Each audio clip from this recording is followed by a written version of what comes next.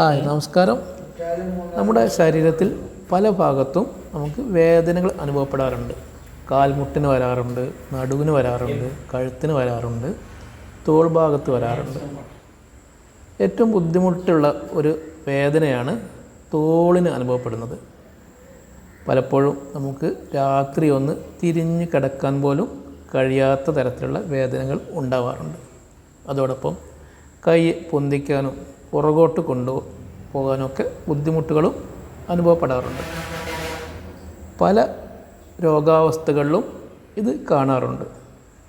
ഏറ്റവും സാധാരണയായി കാണുന്ന ഒന്ന് പ്രമേഹ രോഗമുള്ളവർക്കും തൈറോയിഡിൻ്റെ പ്രശ്നമുള്ളവർക്കും വരുന്ന ഫ്രോസൺ ഷോൾഡർ എന്ന അസുഖമാണ്.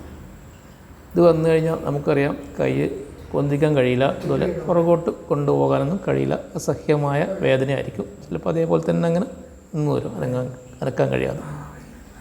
മറ്റൊന്ന് നമുക്കറിയാം, സ്ട്രോക്ക് അഥവാ പക്ഷാഘാതമാണ്. പക്ഷാഘാതം വന്നു കഴിഞ്ഞാൽ നമുക്കറിയാം, ഒരു വശം ആകെ തളർന്നു പോകും. ഈ കാലിന് സംഭവിക്കുന്ന പരിക്കൊക്കെ നമുക്കറിയാം, ചിലപ്പോൾ ആഴ്ചകൾ കൊണ്ട് സുഖമാവാറുണ്ട്. എന്നാൽ കയ്യിന് സംഭവിക്കുന്നത് ചിലപ്പോൾ മാസങ്ങൾ നീണ്ടു നിൽക്കും, ചിലപ്പോൾ അത് മാറിയില്ല എന്നൊക്കെ വരും. മറ്റൊന്ന് തേയ്മാനം കൊണ്ട് സംഭവിക്കുന്നതാണ്. തേയ്മാനത്തിൽ നമുക്കറിയാം, അസ്ഥികൾക്കാണ് പ്രശ്നം സംഭവിക്കുന്നത്. 3 അസ്ഥികളാണ് തോളിനുള്ളത്. അതുപോലെ എന്തെങ്കിലും അപകടം പറ്റിയാലും പരിക്ക് പറ്റിയാലും ഒക്കെ അസ്ഥികൾക്ക് പ്രശ്നം ഉണ്ടാവാറുണ്ട്. ഇങ്ങനെയൊക്കെയാണെങ്കിലും ഏറ്റവും കൂടുതൽ നാം കാണാറുള്ളത് പേശികൾക്ക് സംഭവിക്കുന്ന പ്രശ്നങ്ങൾ കൊണ്ട് വരുന്ന കൈ പൊന്തിക്കാനുള്ള വിഷമമാണ്.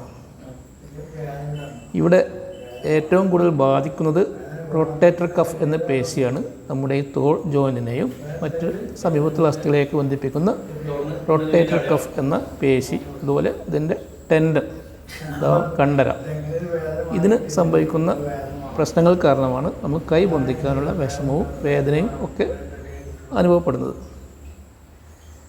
ഇത്തരം പ്രശ്നങ്ങൾ വന്നു കഴിഞ്ഞാൽ നമുക്ക് തുടർച്ചയായി ചിലപ്പോൾ ഫിസിയോതെറാപ്പി ചെയ്യേണ്ടി വരും. അതേപോലെ മസാജ്, കിഴി ഒക്കെ ആയുർവേദത്തിൽ നമുക്ക് ചെയ്യാൻ പറ്റുന്നതാണ്.